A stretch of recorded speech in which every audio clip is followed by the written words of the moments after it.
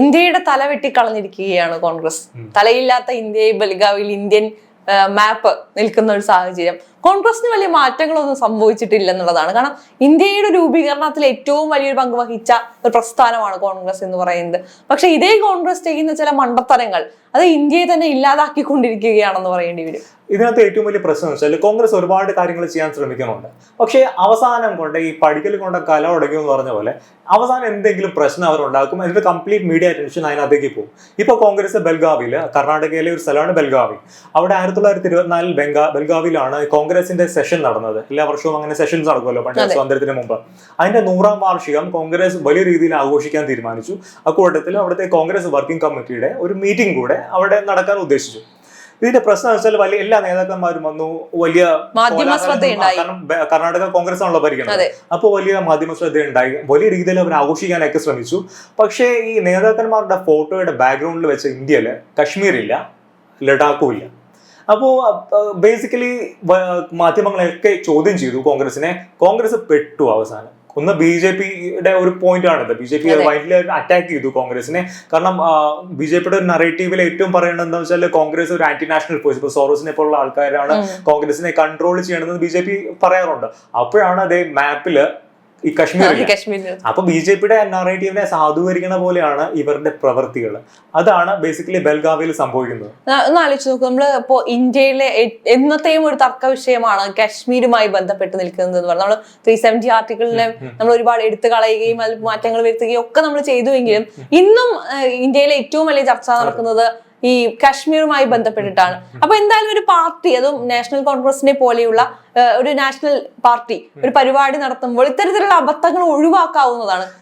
എത്രത്തോളം cross check ചെയ്യാൻ പറ്റുന്നതാണ്. തീർച്ചയായിട്ടും. കാരണം ഒന്ന്, പാകിസ്ഥാൻ ഓക്കുപ്പൈഡ് കശ്മീർ എന്ന് പറയുന്നത് അത് ഭാരതത്തിന്റെ ടെറിട്ടറി ആണെന്നും അത് ഇന്ത്യ വേൾഡ്ലി അത് ക്ലെയിം ചെയ്യാൻ, ഇന്ത്യയുടെ ക്ലെയിം ആണ് അതെന്നും നമ്മുടെ പാർലമെന്റ് ഐക്യകണ്ഠേന പാസ്സാക്കിയ ബില്ല് ഓൾറെഡി ഉണ്ട്.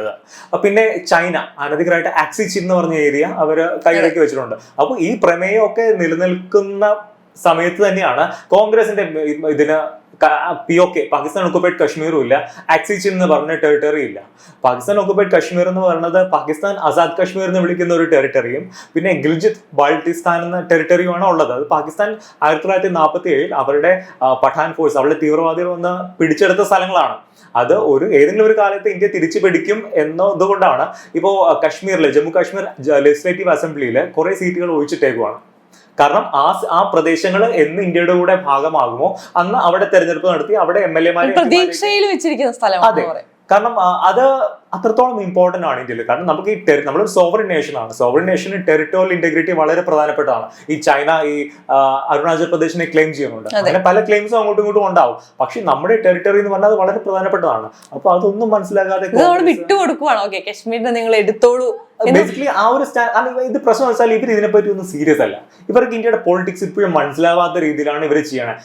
ആർട്ടിക്കിൾ 370 അബ്രോഗേറ്റ് ചെയ്തു. അത് BJP വർഷങ്ങളായിട്ട് പറയുന്ന ഒരു കാര്യമാണ്. അവരവരുടെ മാനിഫെസ്റ്റോയിൽ ഒരു കാര്യം ചെയ്ത് കാണിച്ചു, അത് സുപ്രീം കോടതിയും അത് ശരിവെച്ചു. ഇനി ഒരു കാരണം അവിടെ എല്ലാവർക്കും അറിയാം, ഇനി ഒരു കാരണവശാലും ഇനി തിരിച്ചൊരു ആർട്ടിക്കിൾ 370 വരാൻ പോകുന്നില്ല. അപ്പോഴും കോൺഗ്രസ് പറഞ്ഞുകൊണ്ടിരിക്കുന്നത് എന്താ, ഞങ്ങൾ അധികാരത്തിൽ വന്നാൽ ഞങ്ങൾ തരാമെന്ന്.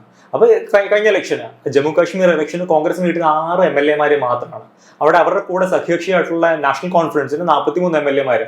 ഈ കോൺഗ്രസ് ഇല്ലാതെയും അവർക്ക് അവിടെ ജയിക്കാമെന്ന് കാണിച്ചു കൊടുത്തു. സർക്കാർ വേണമെങ്കിൽ കോൺഗ്രസിന്റെ ആവശ്യമില്ല.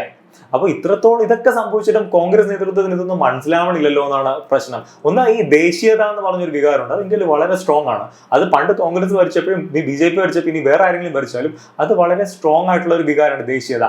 ആ ദേശീയതയെ പറ്റി കോൺഗ്രസിന് ഒട്ടും ബോധേഡല്ല അവര് ദേശീയതയെ കാണുന്നത് ഒരു ഹിന്ദുത്വ ഇതായിട്ടും BJPയുടെ ഒരു ഐഡിയോളജി ഒക്കെ ആയിട്ടാണ്. അപ്പോഴാണ് ഇങ്ങനത്തെ സ്റ്റേറ്റ്മെന്റ്സ് കോൺഗ്രസ് പലപ്പോഴും വ്യക്തമായ ധാരണകൾ ഇല്ലാത്തത് അവർക്ക് ഇന്ത്യ മനസ്സിലാവണില്ല. അതാണ് പ്രശ്നം. ഒന്ന്, ഈ താഴ്ത്തട്ടിൽ നിന്ന് വർക്ക് ചെയ്ത നേതാക്കന്മാരൊന്നും മുകളിലില്ല.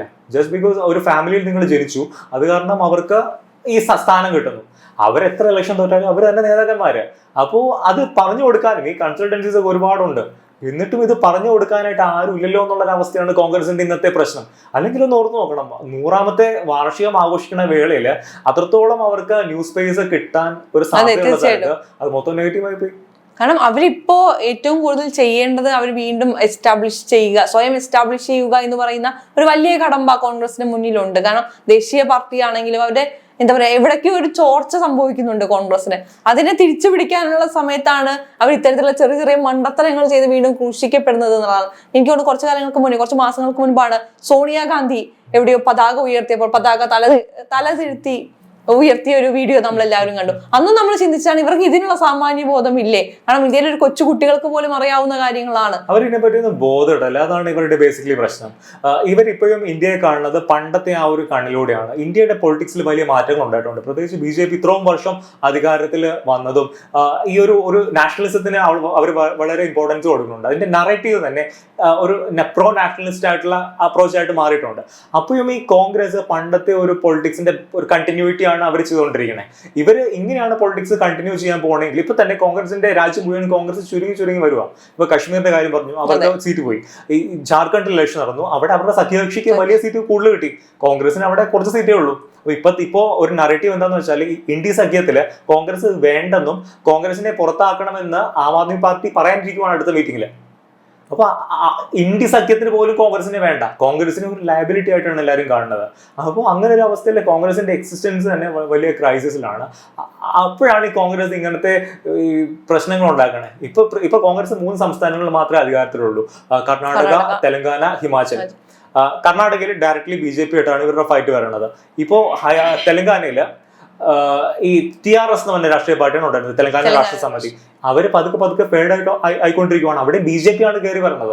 അപ്പൊ നാച്ചുറലി നമുക്കറിയാം ഇന്ത്യയിൽ എവിടെ BJP വേഴ്സസ് കോൺഗ്രസ് ഫൈറ്റ് നടന്നാലും അവിടെ നാച്ചുറൽ അഡ്വാൻറ്റേജ് BJPക്ക് ഉണ്ട്. കാരണം അവരുടെ അടുത്ത് മോദിയെ പോലുള്ള വലിയ ലീഡേഴ്സ് ഉണ്ട്, ശക്തരായ നേതാക്കന്മാര്. അപ്പൊ അവർ വന്ന് പറയുമ്പോഴത്തേക്ക് ഇപ്പോഴത്തെ രാഹുൽ ഗാന്ധി എന്ന് പറയുമ്പോൾ നാച്ചുറലി ആൾക്കാർക്ക് കൂടുതൽ ഇൻട്രസ്റ്റ് മോദിയൊക്കെ കേൾക്കാനായിരുന്നു. ഈ രാഹുൽ ഗാന്ധി എന്ന് പറയുന്ന വ്യക്തിത്വം അദ്ദേഹം പവർഫുൾ അല്ലെന്നല്ല ഞാൻ പറയുന്നത്. പക്ഷെ ഈ കോൺഗ്രസിനുള്ളിലുള്ളവർ തന്നെ പപ്പുമോൻ എന്നും വിളിച്ചും അല്ലെങ്കിൽ അങ്ങനത്തെ രീതിയിൽ അദ്ദേഹത്തിന് നൽകേണ്ട വാല്യൂ. മോദിനെ കുറിച്ച് ഏതെങ്കിലും ഒരു BJP പ്രവർത്തകൻ തെറ്റ് പറഞ്ഞത് കേട്ടിട്ടില്ല. പക്ഷെ ഈ കോൺഗ്രസിനെ സംബന്ധിച്ച് അങ്ങനെയല്ല.